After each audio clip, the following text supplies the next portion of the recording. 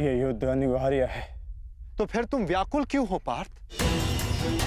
कहीं तुम्हें यह स्मरण तो नहीं हुआ है कि कैसे महामहिम भीष्म ने तुम्हें प्रेम दिया, तुम सबको संरक्षणा दी, वन से वापस बुलाकर तुम्हें तुम्हारा अधिकार दिया,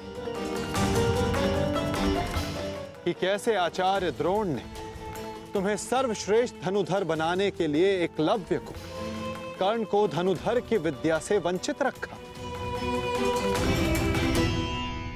और पाप का भार अपने सर पर लिया। तो क्या यह असत्य है माधव? क्या उन्होंने ये सब नहीं किया? क्या उनका वध करना धर्म है? मेरे पक्ष का क्या?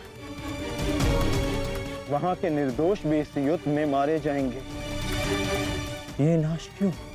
तुम्हारा कार्य युद्ध करना है पार्थ, धर्म अधर्म की तुलना करना नहीं।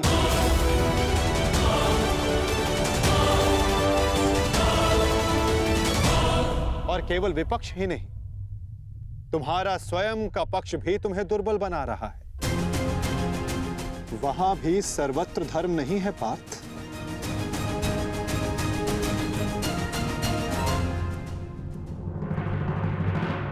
आओ, मैं तुम्हें अपना पक्ष दिखाता हूं।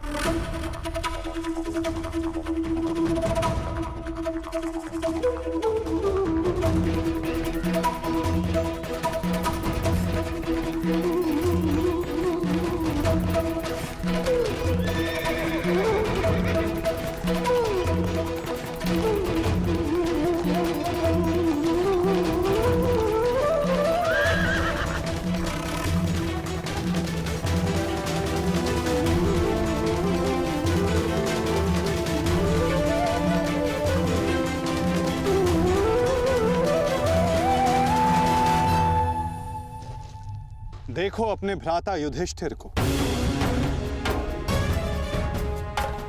भ्राता भीम को, नकुल सहदेव को, अपने भतीजों को, अपने पुत्रों को।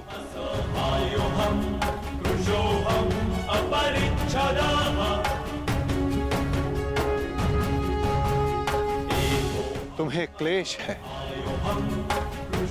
कि इनमें से ना जाने कौन कौन काल कलवित होगा।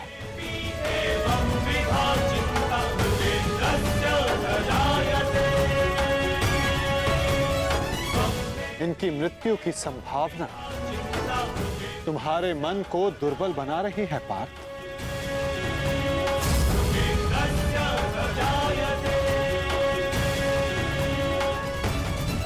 परंतु पार्थ, क्या ये वास्तविकता में धर्म के पक्षधर हैं? तुम्हें प्रतीत होता है कि ये सब निरपराध मारे जाएंगे। तो बताओ, कौन है जो अपराधी नहीं, जो दोषी नहीं? यदि युधिष्ठिर स्वयं का अधिकार राज्य पर मानते हैं, तो इसमें दुर्योधन का क्या दोष? क्या उनकी माता पहले गर्भवती नहीं हुई थी? क्या यह सत्य नहीं कि युधिष्ठिर ने अपना राज द्यूत क्रीड़ा में लगाया, जिसे दुर्योधन ने जीता? यदि दुशासन ने अपनी ज्येष्ठ की आज्ञा मानकर द्रौपदी का वस्त्र हरण करने का अपराध किया, तो तुम चारों ने भी अपनी ज्येष्ठ की आज्ञा मानकर अपनी पत्नी का अपमान होने दिया।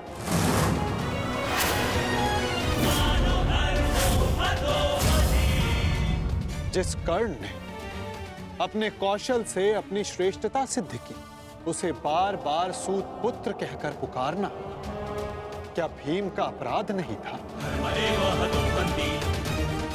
द्यूत क्रीड़ा के नियम जानते हुए भी युधिष्ठिर ने उसका प्रस्ताव स्वीकार किया। क्या ये युधिष्ठिर का अधर्म नहीं था? तो बताओ पार्थ, कहां धर्म है और कहां अधर्म? कौन दोषी है और कौन निर्दोष? बोलो पार्थ।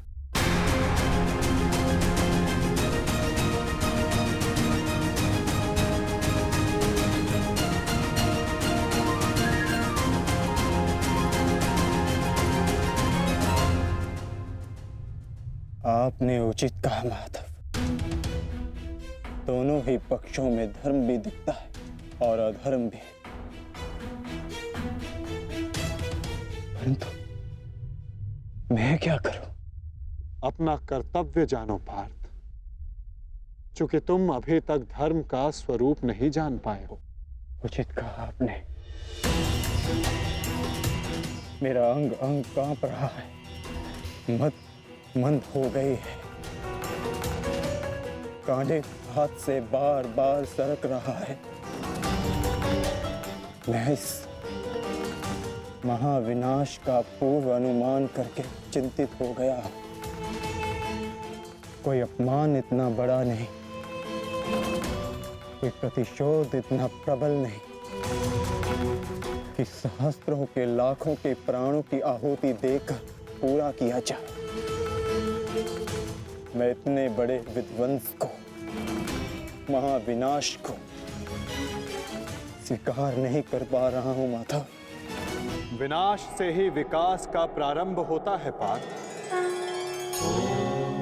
निर्माण के विज्ञान में विध्वंस का ज्ञान अति आवश्यक है। यदि एक डाली काटो तो उससे दो डालियां जन्म लेती। यदि एक नए पौधे का निर्माण करना हो तो उस फल को पेड़ से टूटकर दूर जाना होता है। जिस भारत के विध्वंस से तुम आज व्याकुल हो, कल वही नए भारत का सृजन करेगा पार्थ। यदि नया घर बनाना हो तो पुराने घर को तोड़ना होता है। क्लेव्यम मास मगमा पार्थ नैतत्वयि उपपद्यते। ये मोह, ये नपुंसकता एक योद्धा को शोभा नहीं देती पार्थ। उठो, जागो और अपना शस्त्र उठाओ पार्थ। तब तक संघर्ष करते रहो जब तक तुम्हें तुम्हारा लक्ष्य ना मिल जाए।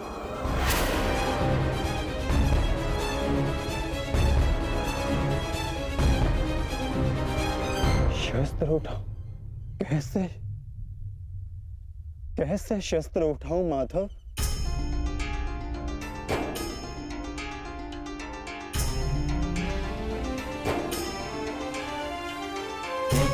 धर्मं च लोभं च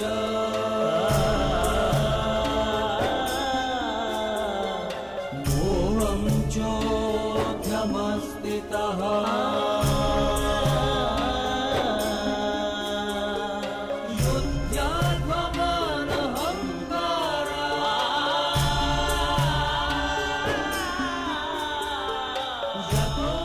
जिनकी सेवा और आज्ञा पालन करना जीवन का धर्म है, उन पितामह पर, आचार्य द्रोण पर कैसे शस्त्र उठाऊं मैं? कैसे माधव? ये कौरव है तो मेरे भाई ही ना। सबकी धमनियों में एक ही रक्त है। इन्हें मारकर इंद्रप्रस्थ तो क्या, इंद्रलोक भी मिले तो क्या लाभ?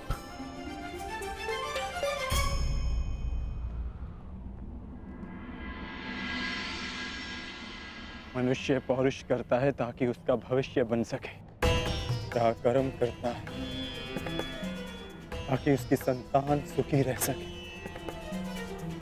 ऐसे शौर्य का क्या लाभ जिससे उसका भविष्य नष्ट हो जाए, उसकी संतान कलवित हो जाए। इन लाखों सैनिकों को देखिए माता, इनमें से कितने सुरक्षित अपने घरों को लौटेंगे, कितनों की पत्नियां सुहाग का चिन्ह धारण करेंगी, कितने बालक अनाथ होंगे।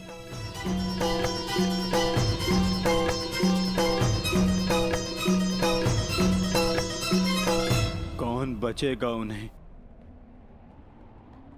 धर्म और भविष्य सिखाने के लिए?